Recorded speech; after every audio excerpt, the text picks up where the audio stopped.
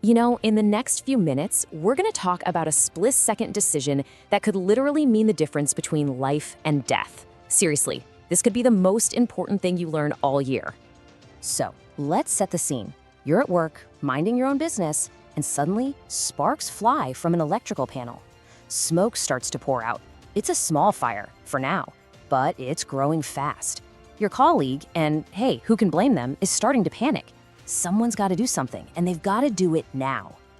You're the one who acts. You run, you grab that familiar red cylinder off the wall. But hang on, stop right there. In this very moment, everything, and I mean everything, depends on what you do next. Are you absolutely sure the extinguisher in your hands is the right one for an electrical fire? Because choosing the wrong one isn't just a mistake, it's a potentially fatal one. That's right. Using the wrong tool for the job here is a disaster. If you use a water extinguisher on that electrical fire, you could get electrocuted. If you try to use it on a grease fire, whoosh, you can cause a massive flare-up that spreads fire everywhere in an instant. The right choice snuffs out the danger. The wrong one, well, it turns a small problem into a full-blown catastrophe. So, how do you make the right choice? It all starts with understanding what's actually burning. So let's crack the code and talk about the different classes of fire. It's actually pretty simple when you see it laid out like this. See, all fires aren't created equal. They're all categorized by what's fueling them. You've got Class A for ordinary stuff like wood and paper. Class B is for flammable liquids, think gasoline or solvents. Class C is for live electrical equipment. Class D, that's for combustible metals, which you'll see in certain industrial shops. And finally, Class K is for kitchen fires, so cooking oils and fats. Getting this down is step one. Okay, now let's get into the toolkit. First up, the old classic, the most basic one you'll find, the water extinguisher. This one's for Class A fires. You'll probably recognize this one. It's usually a solid red cylinder, or it'll have a bright red label. It's simple, it's effective, but it's a specialist. It is designed for one job only, putting out those Class A fires. So we're talking about paper in a trash can, a piece of wood smoldering, or some cloth that's caught fire. Now this is the most important part. Look at that never use on column. This is not a suggestion.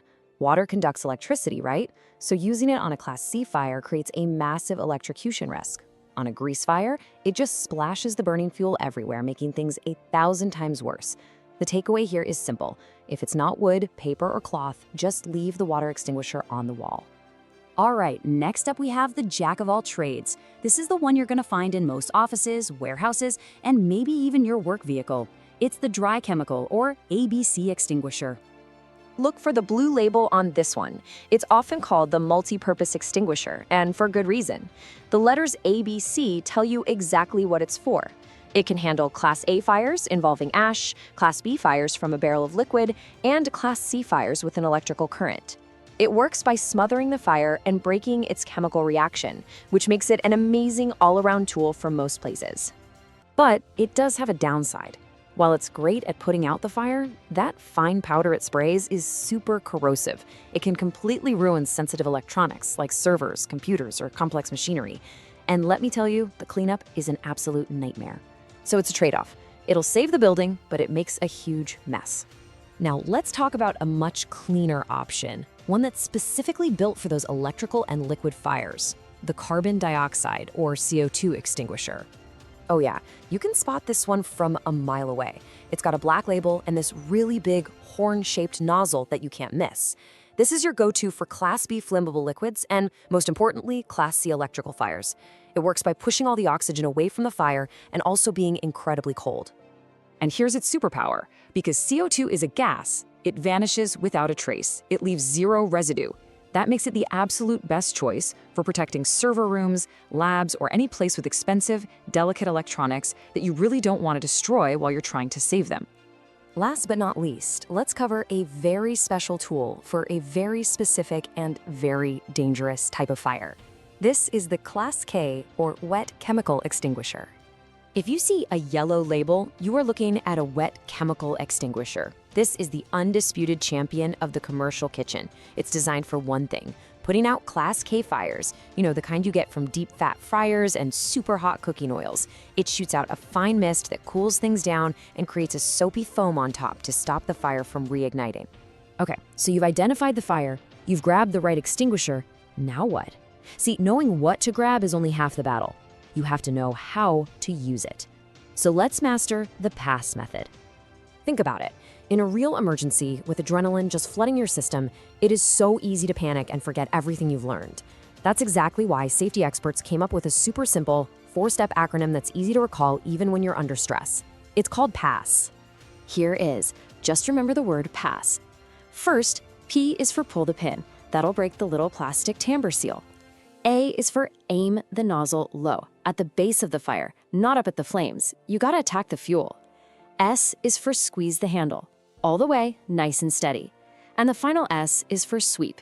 Sweep the nozzle from side to side, covering the whole base of the fire until it is completely out. Now, before you even think about fighting a fire, there are some non-negotiable rules you have to remember. Your safety comes first, always. Burn these 3 rules into your brain. 1. Extinguishers are for small, contained fires only. If it's bigger than a small wastebasket, it's too big.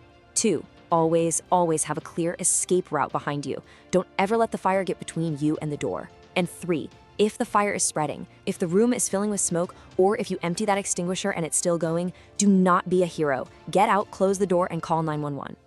And keep your distance. You don't need to run right up to the flames. Start from a safe distance, about 6 to 8 feet away. You can move in closer as the fire starts to die down. This keeps you safe from the intense heat and any flare-ups. All right, let's do a quick final check. A little pop quiz just to make sure all this life-saving info really sinks in. Let's run through some scenarios. Fire in a paper wastebasket, that's Class A, so your water or ABC extinguisher is perfect. Spilled gasoline, that's a Class B, so you're grabbing an ABC or CO2. The electrical panel fire from our story at the beginning, that's a Class C, so you need that ABC or the CO2. And a deep fryer fire in the kitchen? No question, that's a Class K, and you absolutely must use that wet chemical extinguisher with a yellow label. So now you have the knowledge. You get the fire classes, you know the different types of extinguishers, and you know the PASS method. But knowing it in your head isn't enough. So let me leave you with one final question. As you're sitting here right now, do you know where the nearest correct fire extinguisher is? Seriously, don't wait for an alarm to go off. After this, take 2 minutes out of your day, walk around your workspace, find the extinguishers, read the labels, check the little pressure gauge. Being prepared beforehand is what actually saves lives. For more practical safety training that does just that, be sure to subscribe to HSC Study. Thanks for watching and stay safe.